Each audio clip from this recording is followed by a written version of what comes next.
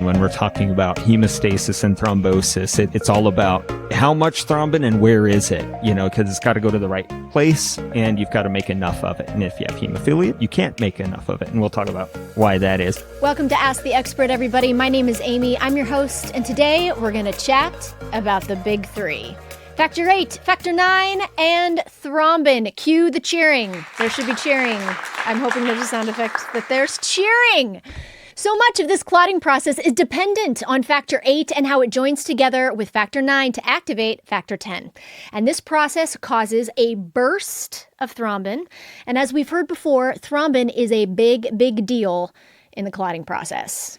#MyHemophilia_Truth. Real stories powered by Sanofi. It's time to consider the whole experience when it comes to managing hemophilia and change the conversation. Explore the full story at www.myhemophiliatruth.com. Before we get into it, though, let's properly meet one of our experts this season. Dr. Benjamin J. Samelson-Jones. We're just going to call him Dr. Ben because that's fun. He is a pediatric hematologist at Children's Hospital of Philadelphia. He specializes in bleeding and clotting disorders, sickle cell disease, and other blood disorders. He's board certified in hematology and oncology and pediatrics, which, the trifecta, if you will. And he's dedicated to improving the lives of children with these conditions. His research focuses on gene therapy for hemophilia and the biochemical basis of coagulation. Also, the immune responses to hemophilia therapies. I will say he's very nerdy about his research, and we love that about Dr. Ben. He values building long-term relationships with his patients and his families, which I adore, and he aims to provide personalized, high-quality, and holistic care to all of his families. Dr. Ben is excited about the potential of curative therapies for inherited blood disorders and continues to explore innovative treatments in this field, which we really, really appreciate. I asked Dr. Ben how Factor VIII and Factor IX relate to one another. How Factor VIII and Factor IX relate to each other is my favorite question. Thank you for asking that. My pleasure, Dr. Ben. Nerds unite. So once they're activated in the coagulation cascade, activated Factor VIII and Factor IX work together. They form one enzyme complex, and that's responsible for activating the next factor, Factor X. And that process is the slowest one of the whole coagulation cascade. And so that's why the whole process is highly sensitive to Factor VIII and Factor IX. And they are in sort of the essential block of this amplification. You can get a little bit of thrombin without Factor VIII and Factor IX, but you get a whole lot more when those are working correctly. So what are the differences between Factor VIII and Factor IX? Factor IX is my favorite coagulation factor, but Factor VIII is a close second. One of the differences is in the types of genetic changes that are associated with these low levels. And so for Factor IX, just slightly under half are associated with recurrent intron 22 inversion. I think many people will have heard of that.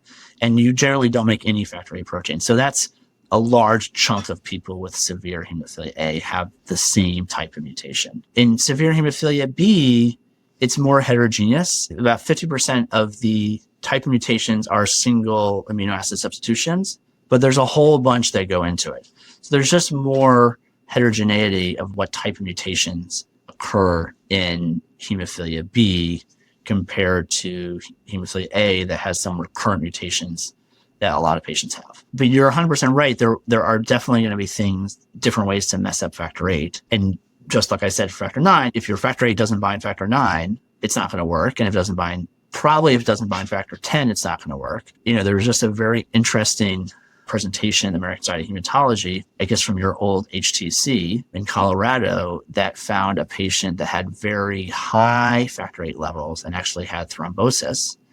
And one of the explanations was that his Factor VIII was resistant to protein C inactivation. It sounded like there has to be more studies done, but that's another example of how at a molecular level, if you mess up these interactions, you can mess them up both ways and you can make people more likely to bleed. But if you mess up the interactions with the things that are supposed to inactivate it, you can make people more likely to have blood clots. After all of that, I think it's time for us to break this down for us non-physicians. You know what I'm saying? Us people who have theater degrees, which is me. Okay.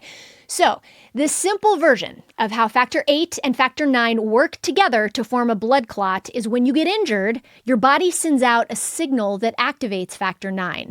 Think of it as like waking up. So little factor IX just gets a little signal, like a little alarm clock, and he wakes up. And then factor VIII also gets activated and basically acts like a helper. We call that a cofactor in very scientific, nerdy terms. Factor IX and factor VIII team up on the surface of platelets, which I think is freaking cool, kind of like a construction crew, and their job is to activate factor X. Once factor X is activated, it helps make thrombin, which is that key enzyme that creates fibrin. And that is that stuff that forms the actual clot and stops the bleeding. Remember, we think that fibrin mesh that kind of holds platelets and red blood cells together to form that clot. So basically, factor IX and factor VIII work as a team to turn on factor X, which then makes thrombin and forms that blood clot.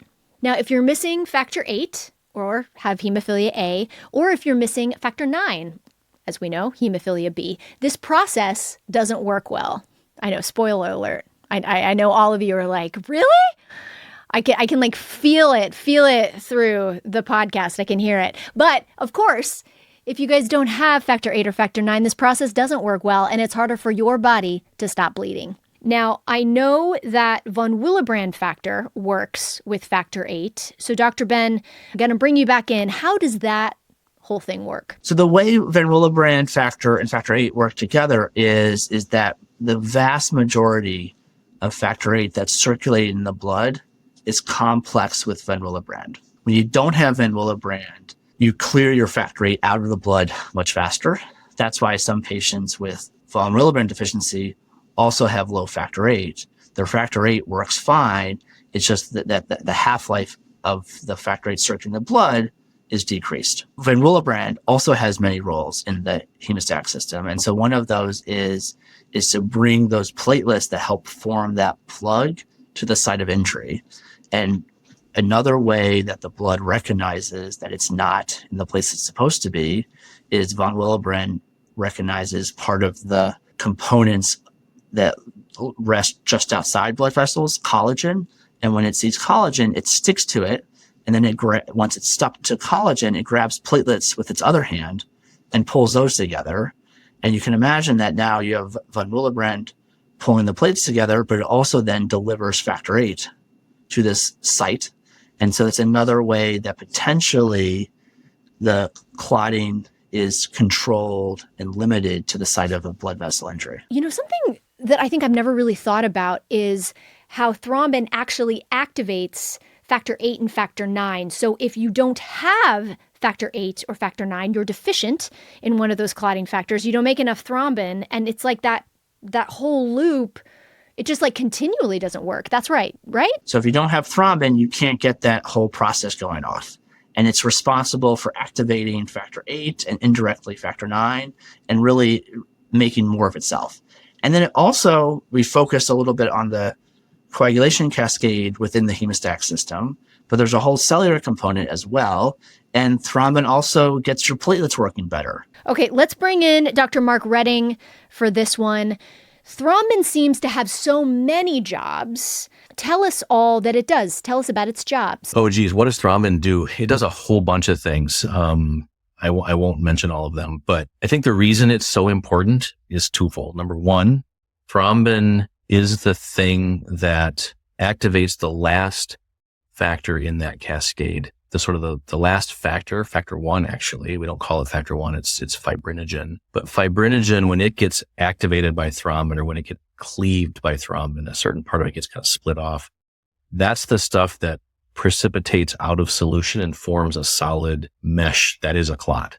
So the whole goal of all these clotting proteins in this cascade that are interacting with each other is to form this insoluble fibrin meshwork that cements that platelet plug in place.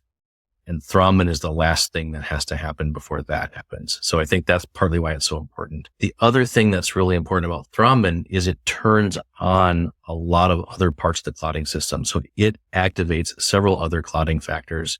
It activates platelets, which are part of primary hemostasis we talked about. So it does a whole bunch of things.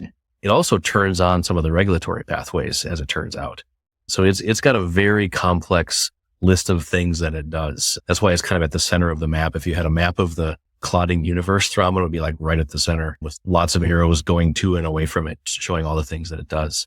So it's really kind of this central protein. And we know that the regulation of thrombin generation, the regulation of how much thrombin your body makes, is a very tightly controlled process. There's lots of things that regulate that. Oh, that's interesting. It turns on the regulatory pathways too. And if you guys remember from last episode, those regulatory agents, the antithrombin, the TFPI, the protein C, the protein S, it turns on those pathways too. That alone tells us how important it is in terms of how the whole system works. So there's lots of different proteins that work to regulate thrombin and what it's doing.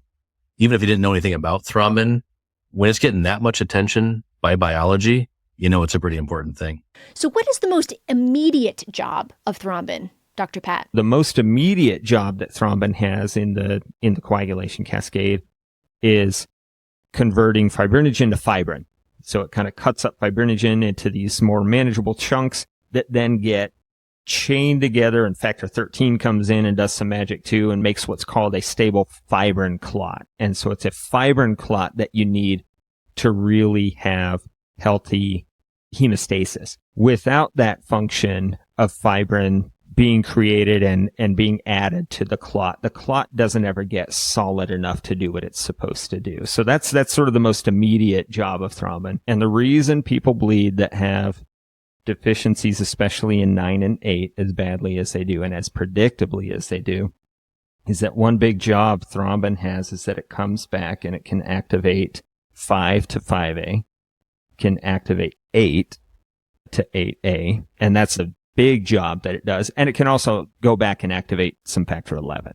So it's that feedback loop where the 2A goes all the way back up and starts activating 5 to 5A, because remember, that's that cofactor for 10, and then activating 8 that creates what's called a thrombin burst. And in kind of the biochemistry world, they call that the propagation phase or thrombin burst of coagulation or hemostasis. And so that's why if you're missing 8 or you're missing 9, this is probably my favorite topic. And it's because my research interest is in the difference of how factor 8A, activated factor 8, really differs from like factor mimetics in their function and localization and mechanism. And some things are very obvious from how they were developed. So going a little bit deeper on the whole amplification pathway of things, the one big thing that I left out on all that is these reactions aren't just occurring like in solution, or what we would say in chemistry in solution. They need a surface. And an especially important part of that reaction, of that amplification phase in making thrombin, is the formation of what the nerds call a 10-ACE complex. Wait a minute. What in the world did you just say? 10-ACE meaning something that cuts 10, 10-ACE. And that's sort of the terminology we use in biochemistry. And so factor 9A is the pair of scissors that cuts a piece of 10 to activate 10 to 10A. But it doesn't work very well unless it has factor 8 stuck to it. And so factor 8A, activated factor 8. So when I say A, I mean the activated form of it, because most of these proteins have what we call the zymogen, which is the inactive sleepy form, and then the activated form. And all we do is put an A after the Roman numeral, and that's how we say it. So 8A is a cofactor for 9A. So 8A doesn't do any cutting or cleavage of proteins. It's the 9A that does it. But as it turns out, they need each other. So 9A needs 8A, 8A needs 9A. And that, when they form together, it's actually on a platelet surface that they do most of their work, an activated platelet surface. That concept is what we call the cell-based model of coagulation. So, like, again, back in med school, I just kind of saw this as, like reactions happening in a beaker. But it's that activated platelet surface that makes its way to a site of injury, kind of with the help of thrombin and some other proteins. That's where the 8A, 9A is sitting there, and then 10 gets kind of brought to it too, and then 10 gets activated. So it's that kind of like interaction that there's that 8A needing the 9A. That's why people with 8 and 9 deficiency bleed so bad as well, because that 10-ACE doesn't form. But that's an important piece of that amplification phase, or that propagation phase even, where you need to make a whole bunch of the most important protein in the world, thrombin. And that's what those factor VIII mimetics do, is they sort of act like factor VIII. Okay, so tell me more about that feedback loop thing, because I get the feeling that this is really important for other parts of the coagulation cascade. Am I right? Going back to that feedback loop thing, another big thing that thrombin does, other than making sure the proteins get to the surface they need to be at and that, but thrombin's important for platelet activation, which activated platelet surfaces are necessary for these reactions to take place. I had mentioned earlier that it activates 11 to 11A, which is sort of upstream from all this. So then 11 can activate 9. And it also goes back and activates 8. And that's part of that process of coming to the platelet surface too. And then you need thrombin. So while some proteins like antithrombin and TFPI, or tissue factor pathway inhibitor, are always just sort of floating around waiting to put the brakes on, you need thrombin and enough thrombin to be generated and in the right place for it to start that process of getting protein CNS around to also put the brakes on by breaking down that factor V, which is upstream, that common pathway sitting on top of the X. Not only do you need it to make the clot, you also need it to give the signals to put the brakes on things, if that makes sense. So it's important for both parts of it. Dr. Redding, if you are missing factor VIII or factor IX, do you still produce enough thrombin? Not as well as you're supposed to. You still do produce thrombin, but not nearly as efficiently and in as great a quantities as if you have factor VIII and factor IX. So we're not totally devoid of it if you're deficient in factor VIII or IX, but it makes it really hard to make thrombin. It's really hard to make a lot of thrombin in a hurry, which is what you need to do when you're bleeding. Hemophilia A and B are both bleeding disorders. However, they have their own unique pathologies and clinical features. Preclinical studies have shown that after infusion, individuals have 3 times more factor IX in the extravascular space than they do in the bloodstream. Due to the distinct behavior of factor IX, multiple pharmacokinetic or PK parameters should be considered when assessing the treatment and management of hemophilia B. So what does this mean for people with hemophilia? Visit the bigger picture in hemb.com. This site is intended for US HCPs only. All right, everybody. So that is the story of factor VIII, factor IX, and thrombin, the power trio of blood clotting. Factor VIII and factor IX work together like a team on the surface of platelets to activate factor X, which then creates that burst of thrombin. And thrombin, well, that's the star of the whole show. It helps create the actual clot by turning fibrinogen into fibrin, and it even goes back to keep the process going in that feedback loop. Like Dr. Ben said, it is that feedback loop where thrombin goes all the way back up and starts activating factor IX and factor VIII, and that's what creates that thrombin burst. And if you're deficient in factor VIII or factor IX, well, as Dr. Redding put it, you still produce a little thrombin, but not nearly enough and not nearly as efficiently to create that stable blood clot. So thanks for tuning in, y'all. I want to thank our presenting sponsor, Sanofi, one more time. We couldn't do it without our partners there, and we're so grateful for the emphasis that you all put in educating the community. And don't forget, it's all about how much thrombin you make and where it's working. We'll see you next time, y'all. Did you know bloodstreammedia.com is your one-stop shop for all podcasts for the bleeding disorders and rare disease community? There, you can find links to the Global Hemophilia Report and our flagship podcast, Bloodstream, with your hosts, me and Patrick James Lynch. Also, check out Flow, which is straight talk about extreme periods, and The Pain Pod, which is an in-depth storytelling odyssey of chronic pain. All this and more on bloodstreammedia.com, the #1 podcast network for rare disease. Have an idea for a future episode of Ask the Expert? Or have a question that you would like to hear one of our experts answer? Email us at mailbag@bloodstreammedia.com. You'll also find Bloodstream Media on Facebook and on Twitter and on Instagram and all those social media channels. I am your host, Amy Board, and until next time, stay curious, my friends.